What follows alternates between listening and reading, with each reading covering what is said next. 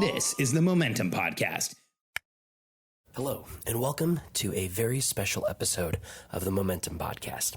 In this episode, you're going to hear a clip from a recent Sharfen Summit. In this clip, Alex is interviewing 4 incredible members of our program: Ariel, Mille, Cora Davis, Vanessa Lau, and Robert Hartwell. These members have implemented our systems and processes into their business and have seen massive growth. Specifically, they're going to share the biggest problems that they were facing in their business and the one thing that they've seen that has made the biggest change for them. There was so much incredible information shared in this panel. So sit back, relax. I hope you enjoy.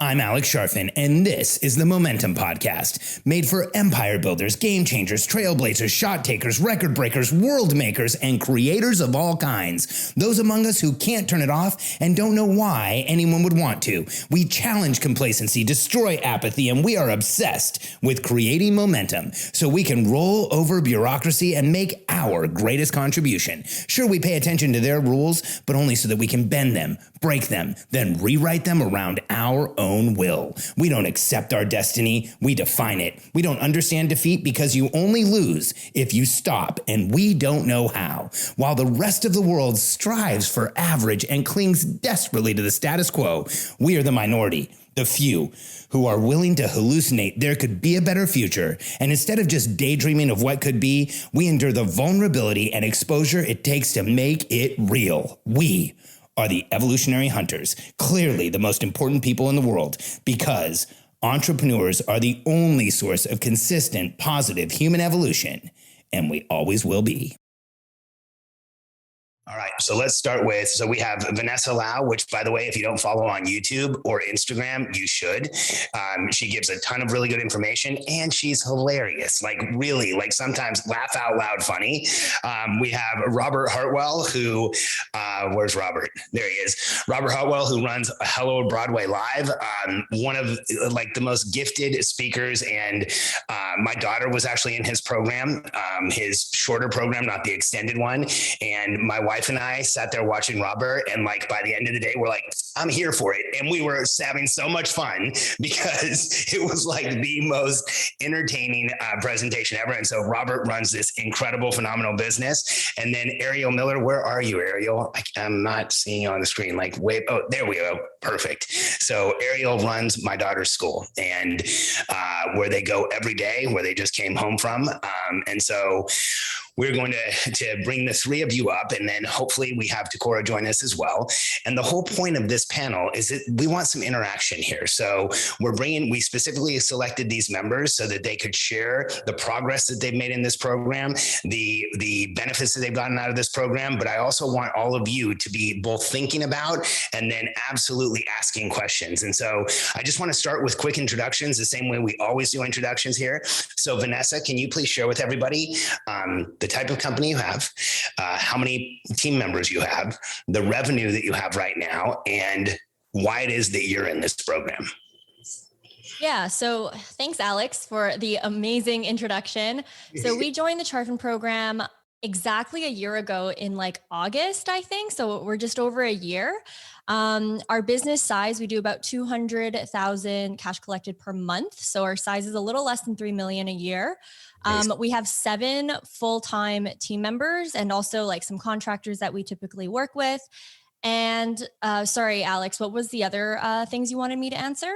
So team members, revenue, and then why it is that you're in this program. Oh yeah. So we enrolled in this program because at that point I had actually just hired an operations manager, Alice, who is actually on this call. And tomorrow she's going to be in the panel for the operators. And I personally, as the CEO, had no idea. I had no resources or skills or any type of training that I could give Alice. I also realized that I was at a point in my business where there was no projects really in place. There was no strategic direction. There was no structure. And up until that point, so many programs that I enrolled in were more about sales and marketing. And sales and marketing only brought my business to a certain place. But when it came to hiring, when it came to project management, when it came to so many of these different things that you have to do as a business owner, because I was at that point scaling up, I felt very lost and confused. And so that is exactly why I joined the Charfin program, mainly at first to give Alice the tools that she needed to be an operator for me, but also to access all the resources that would help us scale on an organizational level. Yeah, that's awesome. Thank you, Vanessa. And I meant the introduction. I don't really like follow or watch a lot of people, but you are truly hilarious. The way that you walk around with the headphones in, I'm like, every time, this is my favorite. So check it out. So I just lined everybody up at the top of my screen here. So Robert, same questions. Can you please introduce yourself? Yes, it's so good to see you all. I'm Robert Hartwell. I'm the founder and artistic director of the Broadway Collective here in New York City. We have 10 full-time employees and about 100 contractors. It's a pretty, we are coaching young students 12 to 18 who want to be on Broadway. So we have a lot of Broadway performers and directors and choreographers that serve as their coaches and their mentors. We did 2.4 million last year, and we'll do 3 million this year. It's been a really hard year for us because our industry is still shut down. It's, a little tricky to, sell coaching programs for an industry that the doors have been closed for 18 months. So we've, had to get really, really creative in our delivery, but also, in our marketing, how we talk about our programs. And the reason that we joined the program was I started this in my kitchen by myself 6 years ago. And I am, I have a BFA in musical theater, spent 10 years as a Broadway performer. And so I'm creative, but there was, very much so like Vanessa, that can get you but so far. And you really need systems and process and structure and routine so that predictability becomes the norm in your business. And that's definitely, what we've been able to do with the cadence. So that's really why we joined, because there was nothing other than my gut leading the company. No doubt. That leading by gut is interesting, but man, there's a better way. Thanks for that, Robert. Ariel, same question. So the name of the company, number of people, revenue, and then why you're in this program. So we have Skybridge Academy is our 6th through 12th grade program, and then Moonbridge is our K through 5. We have 15 employees. Our run rate right now is just under 1.2 million. And I'm in the program, obviously Alex and Katie's children are enrolled, but I had platformed at this number of students and at about 800,000 annual revenue for a couple of years, and wound up getting pretty sick because I had reached the number of students that I could hold space for. And I take this work so personally because it's people's children. We're dealing with the most sacred thing to any parent anywhere. And I didn't know how to grow it beyond me and be a healthy, sane individual who slept well at night, not thinking, okay, did this child take their medication today? Did this? So Alex, by coming into the school one day said to me, what if you're the thing that's getting in your own way of your company growing? And that was a big aha moment for me. And because I'm a really high ID on the disc profile, and whatever the detail oriented one is, I basically have none of that. And so I'm really loath. I'm not a systems person. And this process is giving me the systems to understand how to remove myself out of it. And it wasn't even an ego thing. It was just who's going to watch the kids as closely as me? And of course we have people who watch the kids as closely as me, but I just was so wrapped up in the psychology and the emotions of it that I didn't know how to let other people into that kind of mama bear space to grow. And so now we're at just under 1.2, which is interesting because we've already met our goal for the year, and we're only 3 weeks into the school year. So that's really fun. So I'll look forward to sharing more about how we got there. Ariel, I didn't know that. That's awesome. Congratulations on hitting the goal that early. And I'm not surprised. Like what you're doing at Skybridge is game changing. So I want to ask a couple of questions, and then I want to open this for all of you to ask questions. And please like start thinking about what your questions are now. By the way, when you said you couldn't, it's funny that you said, whatever the detail oriented is one, it's like so little detail, attention to detail. You can't even remember the part of the disc profile. Robert started dying laughing and he typed in the comment for you, I feel seen. So I just want you to know that I've got you lined up next to each other and the body language was awesome. So I have a question. The first question I'd like to ask is, if you look back over, say, the last 90 days to 6 months, what do you feel like is the most important thing you've implemented in your business? What has created the biggest shift for you? What has created the biggest momentum for you? And who would like to start? Because if you're thinking about it, I'll give you a second. I can go. Let's hear. This is something that we recently implemented because up until maybe like last quarter, which was not too long ago, we realized that even though we were following the Charfen cadence, there were so many things that we weren't implementing properly almost. So the whole time we're like, yeah, we're doing it. And one thing I love about the waterfall, once you implement it, is it truly reflects back what you're working on in your business. You can see all the projects that are spilling over, everything that you've ever canceled, everything that you've ever like increased scope for. And we got to a place where we've plateaued in revenue and we're like, what the heck is going on? And it was really cool to be able to kind of like actually not just use the waterfall, but take a step back and analyze it. And from there, we were able to see each quarter, we try to do like 15 projects per quarter, because we felt that each department needed 2 to 3 projects. So we were just like running everything to the ground. We're sitting here wondering like, why the heck are we plateauing? Why the heck are things spilling over? And the waterfall allowed me to see that. Another thing too, and so we cleaned that up. And so now we're reducing scope for everything. We are just focusing on maybe like 1 to 2 projects per quarter.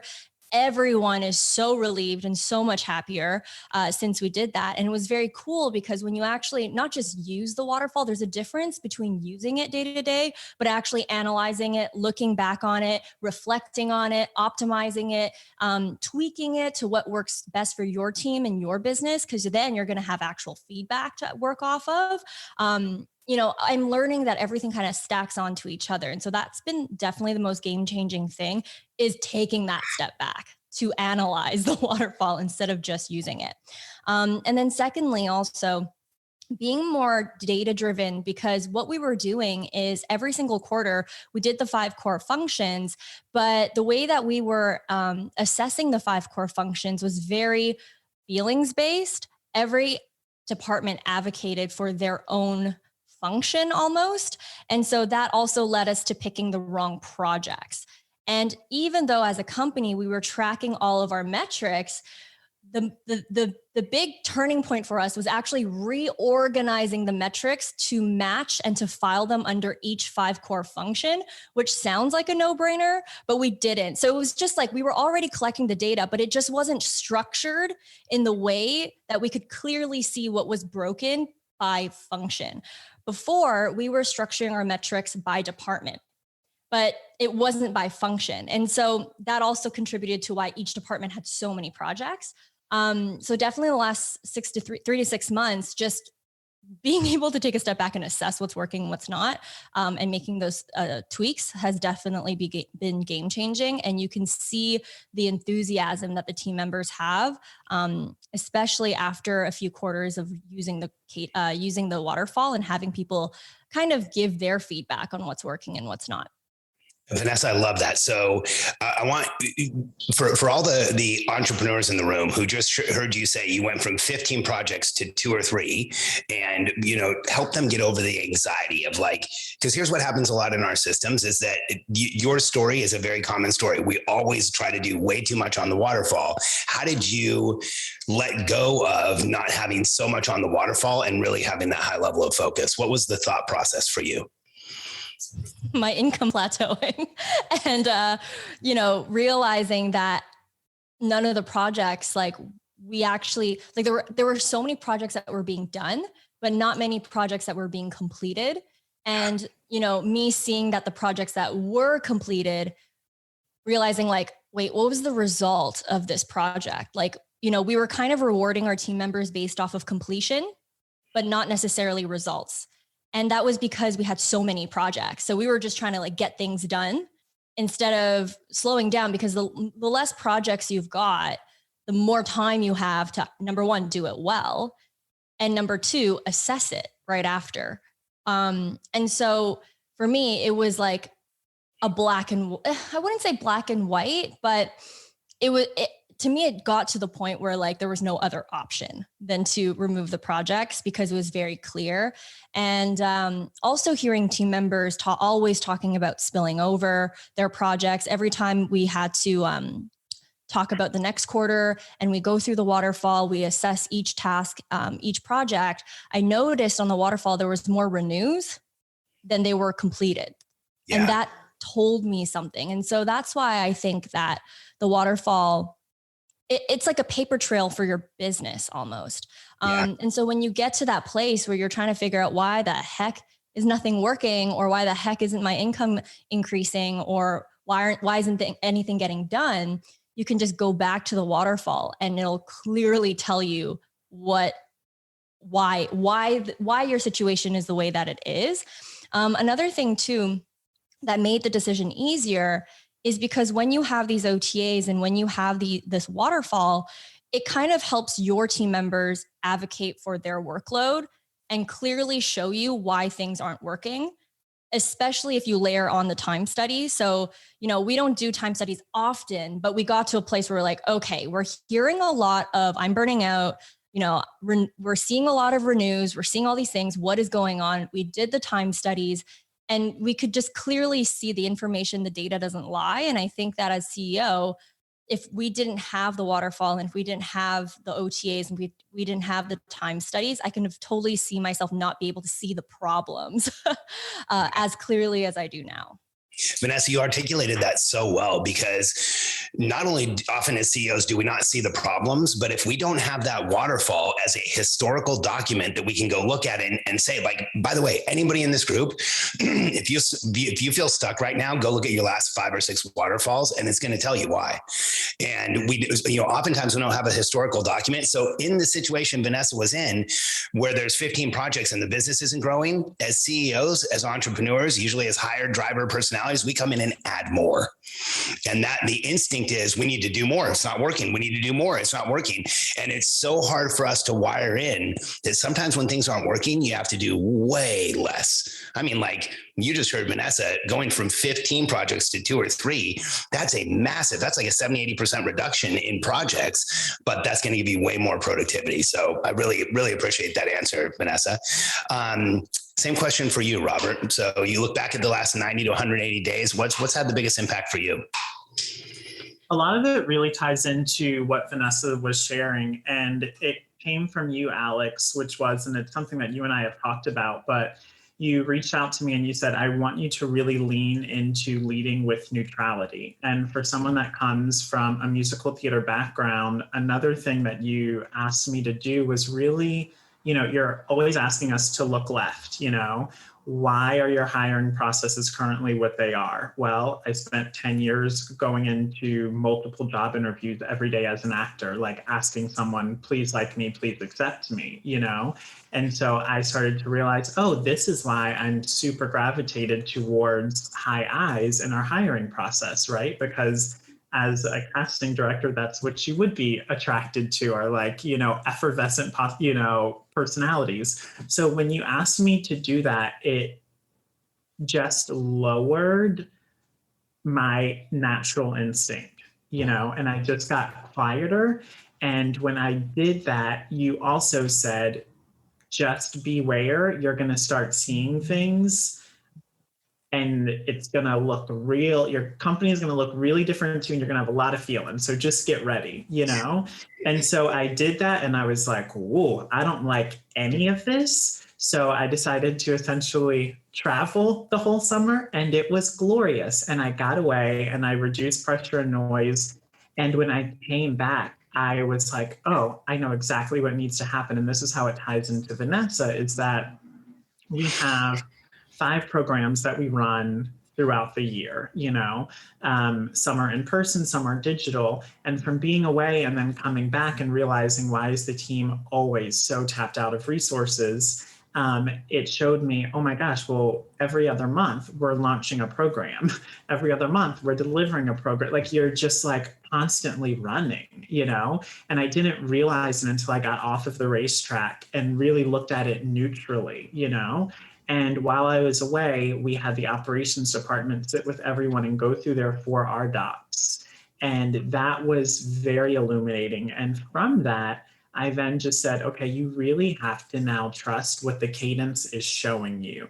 So because of that, we then started to just have redeployments, because as we really committed to that weekly commitments meeting every Monday, I realized, oh, wow, there are people in manager level positions that there are more renews, or there are more defers, or there is not a level of leadership that I know the organization requires. And so it just made the redeployment conversations so much simpler. I feel like my instinct has also raised as well because of it, because I just said, let's just stay neutral in this, but because there is something for us to lean on as far as like the redeployment checklist that's in the cadence of just, you do 1, 2, 3, and 4. It now requires none of my emotion. It's just, this is the process, and this is going to help everyone, help everyone in the future. So I would definitely say doing leading from neutrality, that word that you gave me.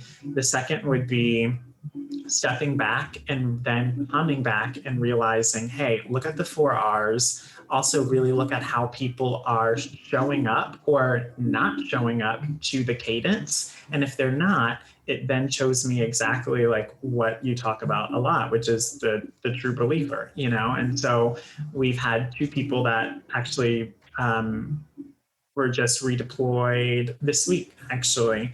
And I haven't slept better. It's so great. And because of it, we now have like a very clear picture of how we're going to restructure to one program, but then also the team that's going to be needed to make that happen. Yeah. So not one thing. That's so good, Robert. Katie and I also traveled this summer. We went on like a 4.5 week road trip, and then we spent a ton of time out of the office. Sometimes when an entrepreneur is having challenges, I'll tell them to take a vacation, and they think I'm kidding, and I'm not. I'm like, get out of the office, get out of the business, like let them take care of stuff for a while. This concept of neutrality, can you share a little more from your impression, Robert, what that means and what mindset you approach things with neutrality? I was going to explain it, but I'd rather hear you explain it, because I think this is something that you've really taken to heart, and that it's almost become kind of a mantra for you, like it is for me.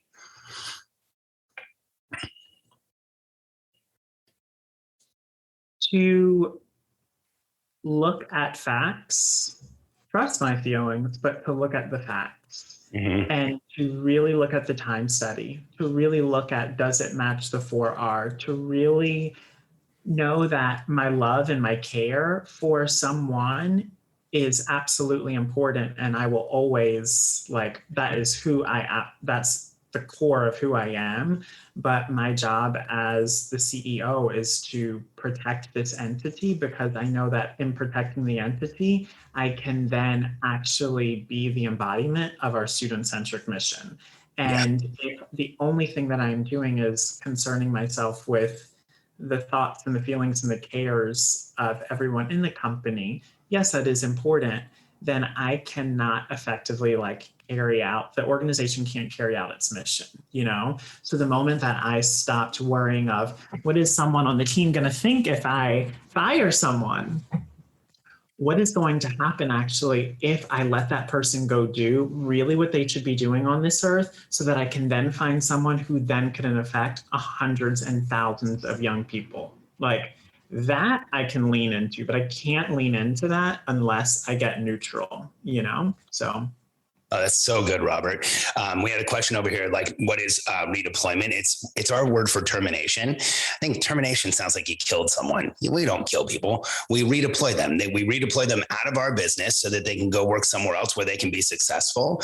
And we even have that conversation when we have a redeployment. We say, we redeployed this person. There's nothing wrong with the human being. It was just the wrong situation. They're going to go be successful somewhere else. And then as far as this concept of neutrality, I love what you said, Robert. I shared this earlier. I think when, if you bring too much energy, or if your energetic is too charged to solve a problem, you become the problem. If you're in a meeting with your team and you are energetically overriding what they're feeling or thinking, if you're energetically too vested in what's going on and you're not letting them make decisions, then you're taking the responsibility and you're taking decision making away from them. So the more neutral you can be as a leader, the more neutral you can show up, the more your team will show up. So I love how you shared that, Robert.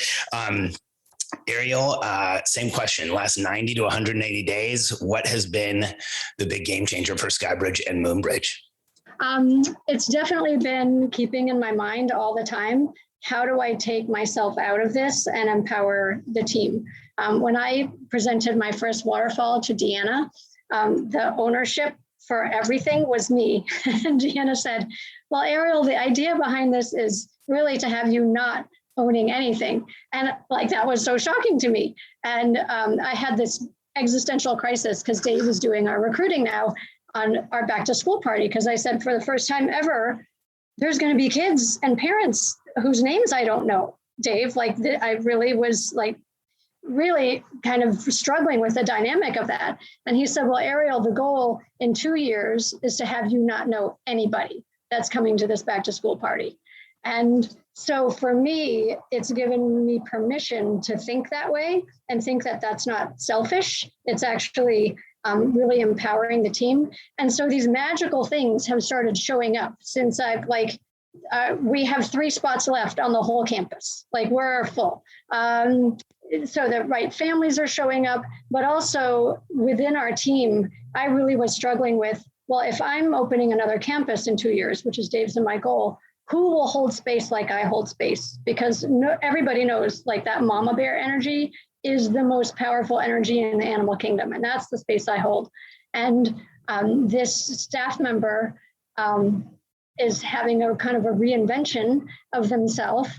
And I said to Dave a couple of weeks ago, it's this person, this is the person who's going to be taking my piece of this puzzle. And so I sat down with them a couple of weeks ago and said, this is what I'm visioning. And they just, they're on a completely different wavelength now because they feel so seen, and I'm enrolling them. We're going to have a staff meeting or a school-wide meeting next week. And she and I are going to be doing it together because it's my energetically beginning to turn this mama bear energy over to her because she watches the kids like I watch the kids. And so, I'm going home and I'm sleeping so well. And on Friday, Dave went home early and 50 kids must have come to me and said, Ariel, where's Dave? I can't find Dave. Is Dave here? And I was just I went home and I was yes, because kids aren't even asking for me anymore. They're asking for him. And a year ago, I think that would have actually really pissed me off. And I would have been really hurt by that. But being in this process, I feel so liberated because it's freed up so much mental space to now think about we actually could open a school in 2 years that could totally kick ass and not be compromised because I'm feeling so overextended. So everything that I'm doing, I have Dave and Deanna and Alex and Katie in the back of my mind thinking okay, is this role to this person clear? And how am I removing myself from this dynamic? And I heard Brent Pullman say at the very end of the last event in the summer, what Alex was just speaking to in this overdrive, overcharged CEO energy, I'm going to come in and I'm going to fix everything. And I was operating in that 100% of the time. And now I think I've maybe gotten to 50%. I'm not all the way there, but I'm doing so much better at not letting the staff fix things themselves and not jumping in. And it's not even because it has to be me. It's just I love the work so much and I love the kids so much that I just want what's best for everybody.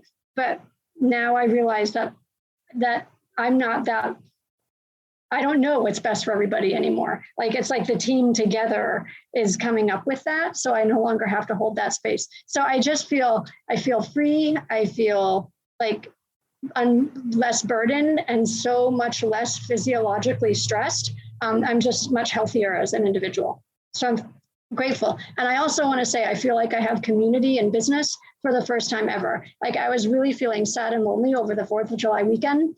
And my husband was out of town, and I watched the expert videos all weekend long. And I felt so, and since then I'm doing a trademark with Takora, and I have another person I'm reaching out to. I just feel so grateful. Like, that's the second layer of it to me, like to be in a business community with people that I feel like I really deeply have something in common with, even though we're not all in Austin, or we're not all in St. Louis, or we're not all in San Francisco, we're spread out all over. That has been pretty big for me energetically. That's huge, Ariel. I want to draw out something that you said. You said once you started giving these things up, magical things started happening. One of the things that I shared with Grow and Scale yesterday was the more, here's what I said. You will never run out of strategic input to give your business. And I think we all have this fear that if I give up what I'm doing right now, what the heck is going to happen next? And what normally happens is when you give up what you're doing right now, the business fills in around you. And then there's this new strategic level that appears. It literally appears out of nowhere sometimes. And so, Ariel, as you've given things up, what I hear in magical things started happening is that you give the things up and the team around you fills in, and the school around you fills in, and the business fills in. Is that how it felt? Oh, 100%. Yes. Yeah. I just want everyone to hear that, because as entrepreneurs and as a coach for entrepreneurs, one of the hardest things for me to coach is like, stop doing everything and give yourself some space. So Takora, are you able to talk it looks like you had to jump in a car. So are you able to still jump in here? I can. Can y'all hear me? Absolutely. We can actually hear you pretty well. So, Takora, can you just share with everybody, I want to bring you into this panel. Can you share the name of the company, the size of your team, your annual revenue, and why you're in this program? Sure. Well, I'm Takora Davis. I'm the CEO of The Creators Law Firm. So I own I love to say a Black-owned, woman-powered law firm. So we do most people come to us for trademarks, but now we are really transitioning into serving multi-million-dollar businesses and helping them protect their smarts. And so a lot of it is licensing, contracts, high-level advisement, strategic type of stuff, general counseling. Right now, this year, it's a $880,000 run rate. Last year, it was $1.2 million. And I joined this program because my business exploded last year. And I was like, Mama, help. Like, I need to. I looked around and I was like, okay, no, all of my other friends, they're experiencing this massive growth as well. And what consistently continued to happen in my business was I would make mistakes and I would come to, wise company, not wise counsel. And so wise company are people who are like, girl, yeah, I have a terrible accountant too. Oh yeah, I made 6 figures a month too. So they are able to say, yes, this same thing happened to me, but I was like, I really need wise counsel, meaning someone who has a community of people who've been further ahead than me, who can tell me what it is that I don't know, who can help guide me around these issues that I continue to face, and just hold me up. And I had to hire because there was so much wealth that fell into my lap with so many new clients. I was like, oh my gosh, I gotta hire all these people. I need to do all these things. And then I'm like, how do I lead this team? It was a team of a couple, 2 part-time workers, 1 full-time person, and now we're a team of 10.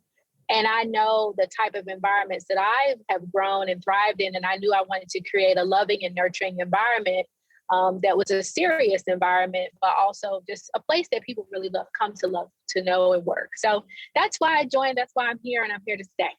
each time that we do these member panels, I feel like some of the most intense content comes out of this. And I've got a page of notes here from Vanessa, Robert, Ariel, and Takora. And thank you, the four of you, so much for sharing and for being so transparent and for revealing things that were insecurities that now you've gotten over, and for being so real, like even being real about the stuff that's in the past that maybe would have been uncomfortable to talk about that now you're past. I think it just gives everyone here a vision of what's possible. The four of you are incredibly inspiring. So thank you very much. And let's do some jazz hands and some silent applause. Man, I can't wait to hear applause again in person. Can you?